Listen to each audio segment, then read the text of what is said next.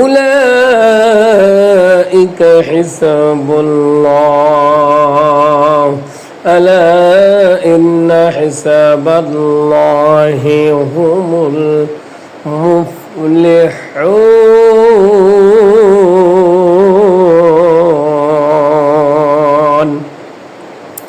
আমার আল্লাহ রাব্বুল আলামিন আজ থেকে 1500 বছর পূর্বে জিবরাইল ফেরেশতার মাধ্যমে আমাদের হাবিবের প্রতি, আমাদের রাসূলের প্রতি কুরআনুল কারীম নাজিল করে দিয়ে তাম বিশ্ববাসীকে জানা দিয়েছে, ও তাম বিশ্বের মুসলমানেরা, ও তাম বিশ্বের উম্মতে মুহাম্মাদিরা, আমার রাসূলের উম্মতেরা, ও নবীর উম্মতেরা, তোমরা কান খুলে শুনে রাখো, কুরআনুল কারীম থেকে তোমরা উপদেশ নাও।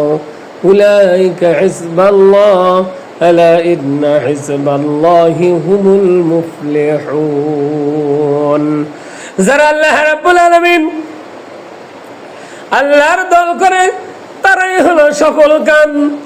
যারা হবে সফল কাম তাদের স্থান হবে জান্নাতিন তাজরি মিন তাহতিহাল আনহার।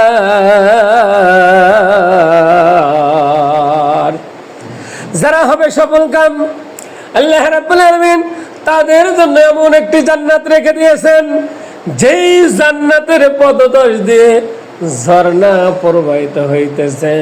আল্লাহ রাব্বুল আলামিন এই কুরআনুল কারীমের তাফসীর तमाम বিশ্ববাসীকে শোনায় দিয়েছেন। এই মুহররম মাসে আল্লাহর রাসূল যখন মক্কা মুকাররমায় বসবাস করতেছিলেন, কাফির বেদিন মুশরিকদের অত্যাচারে, আবু জেহেল উতবা সাইবার অত্যাচারে যখন হিজরত করে মদিনায় গমন করলেন, মদিনায় যে দেখলেন মদিনার ইহুদিরা রোজা রাখতে, রোজা ব্রত পালন করে। আল্লাহর রাসূল তাদেরকে জিজ্ঞাসা করলেন, তোমরা এটা কোন রোজা করো?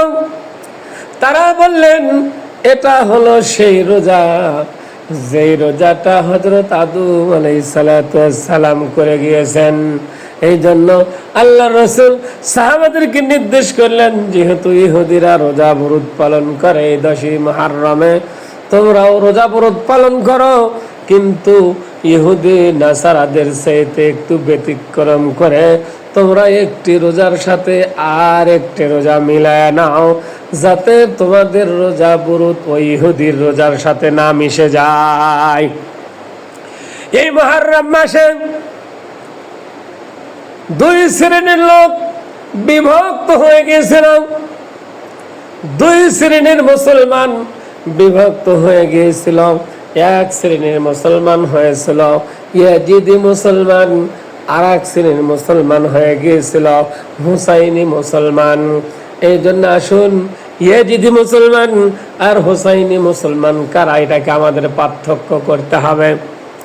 ইয়াজিদি মুসলমান তারাই যারা জোর জবরদস্তি করে, যারা জোর করে রাজত্বকে টিকে রাখতে চায়, তাদের ক্ষমতাকে বুলন্দ করতে চায়, ক্ষমতাকে বাড়াইতে চায়, এরা হলো ইয়াজিদের অনুসারী।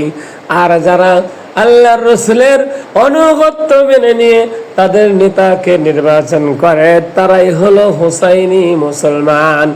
আর যারা ইয়াজিদি মুসলমান তাদের স্থান হবে জাহান্নাম। আর যারা হুসাইনি মুসলমান তাদের জন্য আল্লাহ রাব্বুল আলামিন ওই সুখময় জান্নাতুল ফিরদাউস সাজায় রেখেছে। বলেন আল্লাহু আকবার। এবারের সংগ্রাম টুপিওয়ালাদের সংগ্রাম, এবারের বাংলাদেশ আলেমুলামাদের বাংলাদেশ, এবারের বাংলাদেশ টুপিওয়ালাদের বাংলাদেশ, এবারের পার্লামেন্ট টুপিওয়ালাদের পার্লামেন্ট, এবারের পার্লামেন্ট হবে আল কোরআনুল কারীমের পার্লামেন্ট। সম্মানিত উপস্থিতি, সম্মানিত দ্বীনি ভাই বোনেরা, মুসলমান দুই কিসিমের। এক কিসিমের মুসলমান যাবে জান্নাতে, আর এক কিসিমের মুসলমান যাবে জাহান্নামে। যারা হুসাইনি মুসলমান গো, তাদের স্থান দেবে আল্লাহ জান্নাতে। আর যারা ইয়াজিদি মুসলমান, তাদের স্থান হবে জাহান্নামে। ইয়াজিদ নামাজ পড়েছে, ইয়াজিদ রোজা করেছে, ইয়াজিদ হজ করেছে, ইয়াজিদ যাকাত দিয়েছে, ইয়াজিদ পাগড়ি পরেছে, ইয়াজিদের মাথায় টুপি ছিল, ইয়াজিদের মুখে দাড়ি ছিল, কিন্তু ইয়াজিদের দিলে আল্লাহর রসুলের মোহাব্বত ছিল না, এই জন্য তার স্থান হবে জাহান্নাম। আর এর স্মরণে আল্লাহ রাব্বুল আলামিন বলছেন, যারা হুসাইনি মুসলমান তারা হলো আল্লাহর দলের মুসলমান, আর যারা ইয়াজিদি মুসলমান তারা হলো শয়তানের মুসলমান। উলাইকা হিজবুশ শাইতান আলা ইন্না হিজবাশ শাইতানি হুমুল